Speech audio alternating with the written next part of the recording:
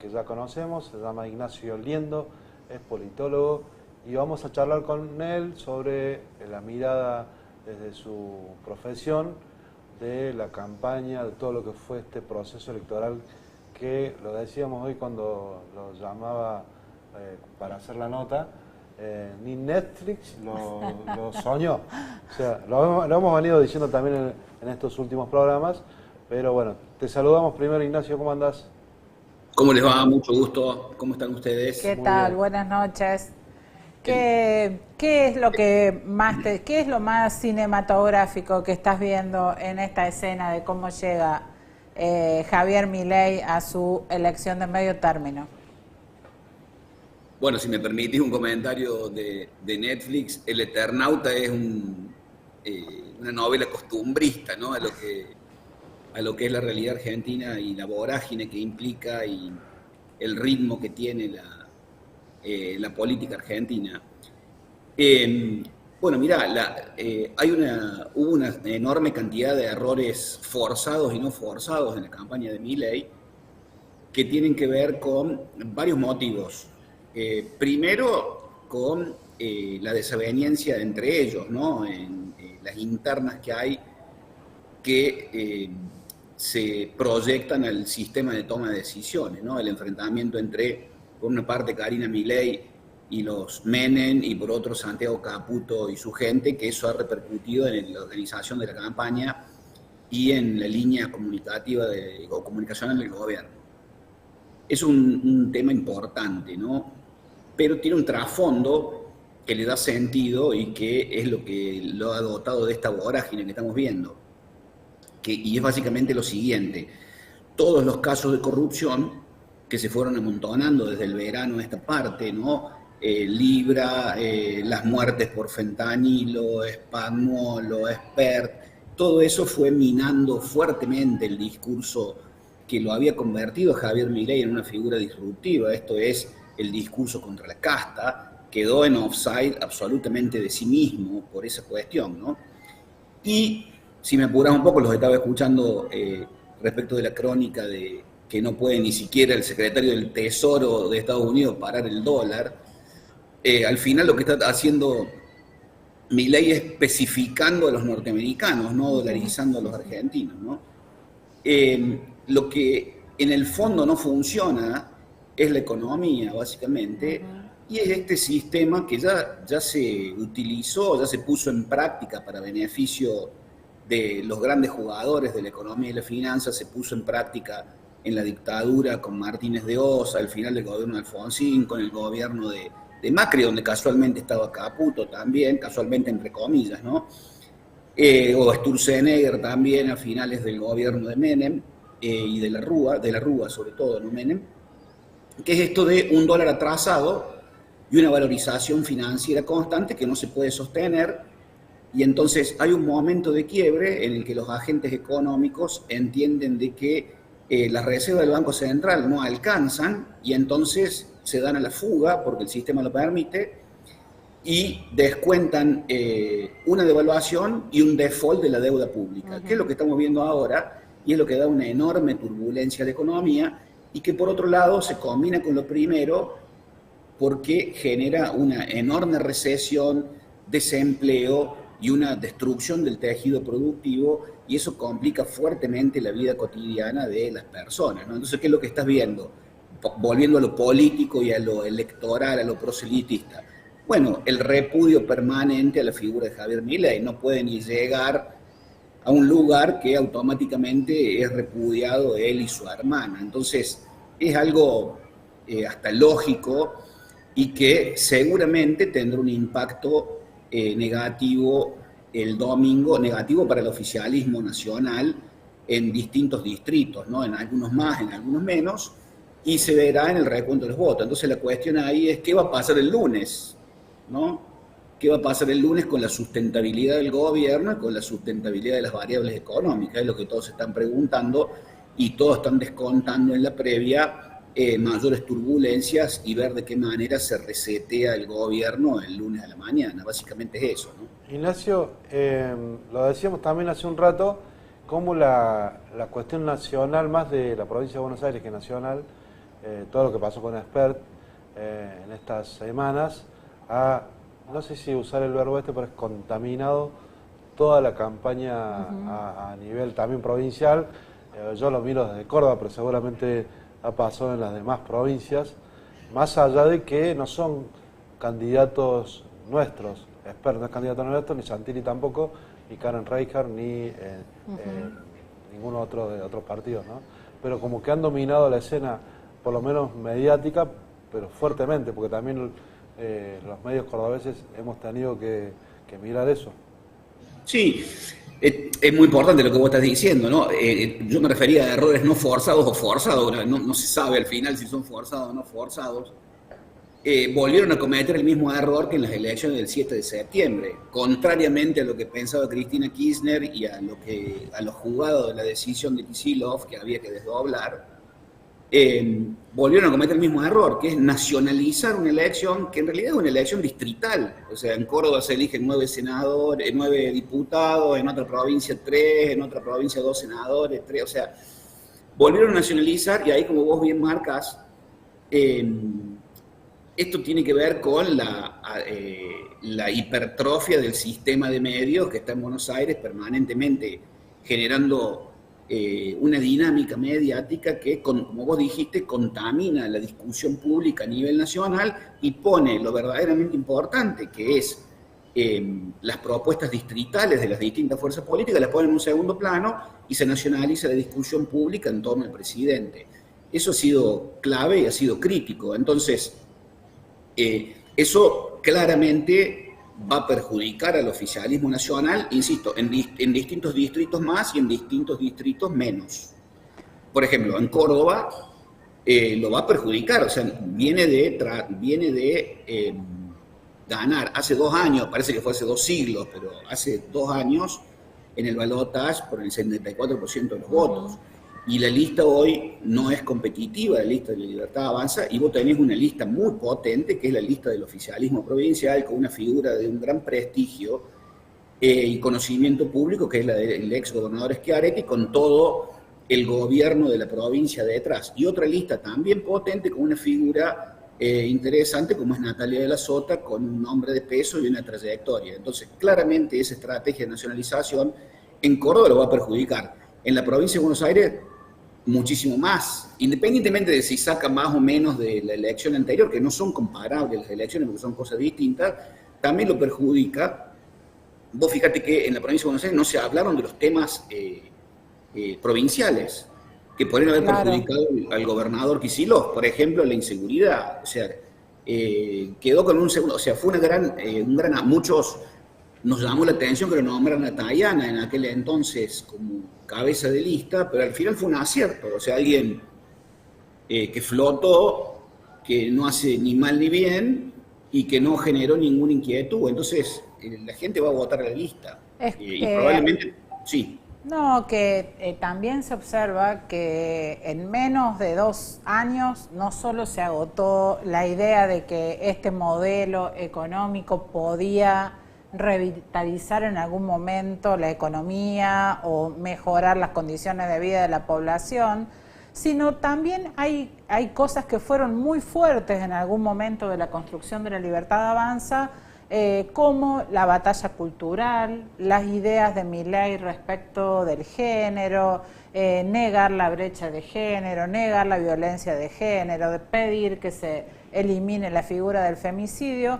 Y en cada frente rápidamente la realidad le ha dado una bofetada, porque el impacto del doble femicidio de Córdoba, la cercanía con el discurso de Agustín Laje, el gran ideólogo por parte del femicida, son cosas muy fuertes para un proyecto político en muy poco tiempo.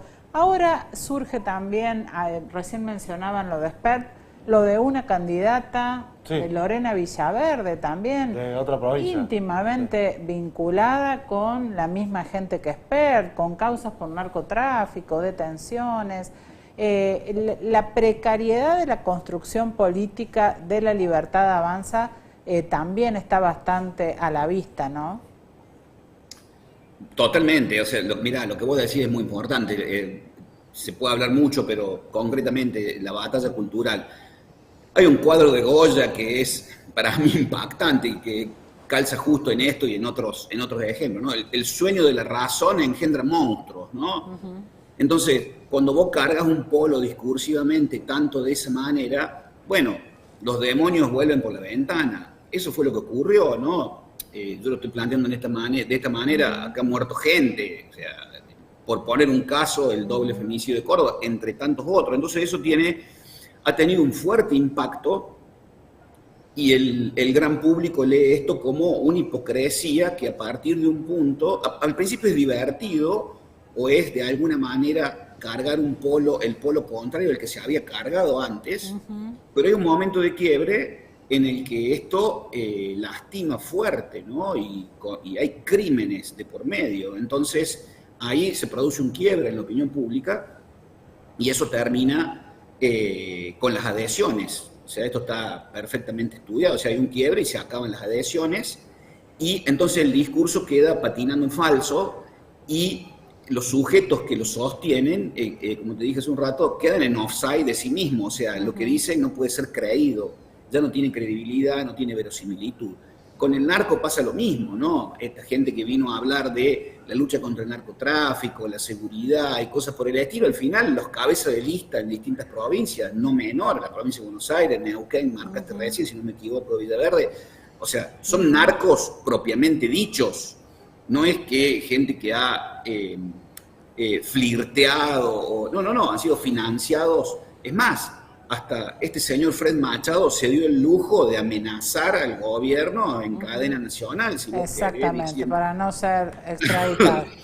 Por eso te digo, vos lo decías, Netflix es un jardín de infantes al lado de esto, ¿no? O sea, realmente hemos naturalizado toda esta cuestión mafiosa, berreta, que la inmensa mayoría de la población argentina, que es un pueblo trabajador, dedicado a sus cuestiones, repele. Y si allá en el 2023 votó lo distinto, votó lo novedoso, lo nuevo, por otros motivos que alguna vez hemos conversado con ustedes, bueno, ahora seguramente generará los anticuerpos para que esto no prospere y no genere una entropía mayor a la que ya ha generado, ¿no? Ignacio, una de las cosas que tiene este fenómeno que se está dando es que no pasó nunca. Creo que no pasó nunca y no pasó nunca en el mundo, salvo algunas comparaciones que pueda hacerse con Trump o con el presidente ucraniano, que es también alguien que viene de la actuación, en cierto modo. Pero, ¿cómo ves que se puede reacomodar el tejido sociopolítico, digamos, porque es social y político, después, lo que vendría después de este fenómeno, para vos? Bueno, mira, es muy interesante lo que vos decís, ¿no? Porque, a ver, acá no es una cuestión, ¿viste? Yo tengo una amiga que es muy inteligente que dice, dejemos de pensar la política como un intercambio de figuritas, ¿no? Que de algún modo es un intercambio de figuritas, ¿no? Hay alguna figurita que tiene una enorme habilidad de reciclarse desde el año 83 en adelante, pero la política no es solamente un intercambio de figuritas, hay fuerzas profundas de la historia, ¿no? Fuerzas que tienen que ver con la propia dinámica social, con la identidad nacional, con la cultura política. Lo que indefectiblemente va a ocurrir, aunque no se vea hoy, es lo que está ocurriendo a nivel mundial. Un movimiento alterglobalista, ¿no? Un movimiento de cuño nacionalista, de proyección internacional, tercer posicionista, por hablar de la histórica bandera del peronismo, alterglobalista y que repela toda esta cuestión que tiene que ver con el liberalismo extremo, desarraigado de lo que tiene que ver con la tierra, lo natural, lo nacional, lo identitario y la defensa del interés nacional y el interés general, que es lo que está en última instancia en lo gregario de la condición humana, que es lo comunitario, o sea, defender lo comunitario. Eso es lo que va a ocurrir. Yo no sé quién es, dónde está, no sé si es aquel, si es este, pero indefectiblemente por esta ley de la historia, como estamos viendo en muchos otros lugares, se va a encaramar un liderazgo de esta naturaleza y se va a cargar el polo contrario al que vos estás viendo ahora. No hay dudas de eso. Ocurre en otros momentos de la historia argentina, ¿no? O sea, no te vayas tan lejos. En la historia argentina, en la historia de muchos países. Y es la tendencia global. Vos fíjate que los países que controlan o que van a controlar las relaciones internacionales en lo que queda del siglo, que no es Estados Unidos. Estados Unidos es un primus inter pares ya a esta altura del campeonato, que son China, Rusia, India, Irán.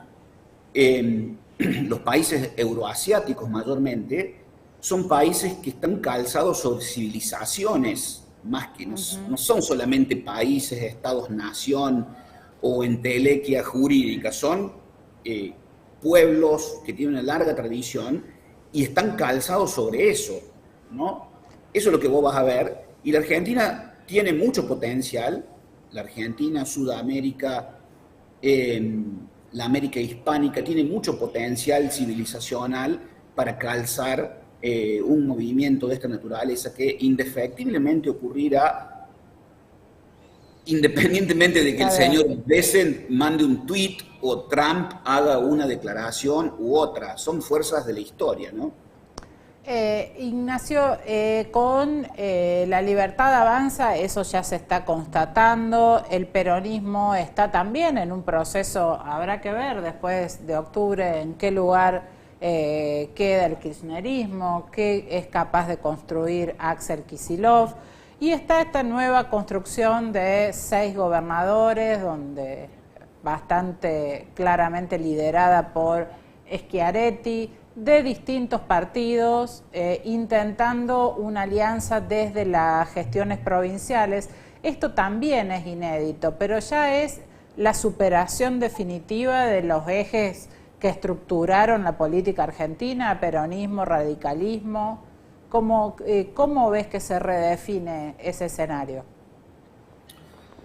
Sí, bueno, tiene una prueba de fuego este nuevo espacio Provincias Unidas, que claramente lidera el ex gobernador Schiaretti, lo dijimos recién, quien tiene un gran prestigio, un gran reconocimiento público y tiene la espalda como para sostener esto. Hay que ver si se sostiene con los votos a nivel nacional. En Córdoba, sin duda, que tendrá una muy buena performance, independientemente del número que vos le pongas, tendrá una muy buena performance, porque la sociedad cordobesa recuerda permanentemente y valora la gestión del ex gobernador Schiaretti, las gestiones del ex gobernador Schiaretti, el cordobesismo en general, del gobernador Martín Zardora también en particular, y todos los intendentes que acompañan. Eso es una topadora en términos electorales y comunicacionales. Hay que ver de qué manera esto pregna a nivel nacional, de qué manera la gente se posiciona, cuál es el incentivo de la gente el domingo para correrse de la polarización. Bueno, hay espacios, según estudios de opinión serios que se vienen haciendo sistemáticamente, si no se hubiera montado esto, hay un espacio disponible de gente que está dispuesta a correrse de la polarización, kirchnerismo, antikirchnerismo, peronismo, antiperonismo, y eso, en función de la envergadura que tenga a nivel nacional, va definitivamente a transformar la política argentina con mucha mayor celeridad de la que se viene transformando desde los 90 a esta parte, ¿no? O sea, un dato clave, ¿no?, que a mí siempre me impresiona. En la elección nacional presidencial de 1983, el 95%, votó muchísima gente, creo que por arriba del 85%, si mal no recuerdo, el 95% votó por una lista del PJ y una lista del UCR. Y eso se fue diluyendo, ¿no? Claro. Se fue diluyendo, en los 90 hubo un quiebre fuerte, recuerden muchachos Álvarez, Bordón, toda esa cuestión, la alianza, hubo un quiebre fuerte y después se fue diluyendo aún más, salvo por el Kirchner, esto que se conoce como el kirchnerismo, el cristianismo, que lideró el peronismo de alguna manera, pero siempre buscando ampliarlo, ¿no? Por ejemplo, Néstor hablaba de la transversalidad, Exacto. cosas por el estilo. Hoy esto va a quedar, esta tendencia va a quedar aún más marcada. Pero te vuelvo a lo anterior. Alguien va a levantar una bandera alterglobalista que de algún modo conecta con el peronismo histórico, pero que no necesariamente es lo mismo, y va a tener un rol clave en la política argentina. Y por otro lado, hay un espacio para estos liderazgos como el de Schiaretti y los gobernadores que lo acompañan, gente que, no sé, pensé en Brasil, en Fernando Henrique Cardoso, ¿no? Estos demócratas que gestionan de manera impecable y que no afectan la vida cotidiana de la gente y el Estado sigue funcionando. Lo que dice el ex gobernador Schiaretti, todo el Estado, no me sé bien el dicho, pero todo el mercado que sea Tanto posible. Estado, tanto mercado como sea posible y tanto Estado como sea necesario. Claro, eso es un acierto discursivo y es algo demostrable y es real. Entonces, vos vas a tener esa tensión ahí y lo que sí está claro, no va a haber más espacio para este tipo de experiencias como extremas como la libertad avanza, como de hecho en Brasil ya ocurrió, o sea, Bolsonaro Exacto. se diluyó, ¿no? Y Trump, el caso de Trump es distinto, el caso de Vox en España es distinto, el caso de Orbán es distinto, y el caso de Zelensky, bueno, vos lo nombrabas recién, Zelensky va a ser conminado a firmar la paz, porque van a acordar por arriba los norteamericanos, los rusos y los chinos, y van a partir Ucrania, y bueno, con él no se sabe qué va a ocurrir, pero se va a estabilizar sin duda la región. Ese es más o menos lo que se está viendo, ¿no? Ignacio, Perfecto. te agradecemos un montón, como siempre, ha sido clarísimo y muy instructivo para mí, por lo menos. Así es. Muchas gracias. Buenas noches. Un gusto grande. Está bueno. Saludos a todos. Chau, chau. Bueno, Nosotros vamos a un corte. seguimos, vamos a un corte y ya volvemos. Segundo.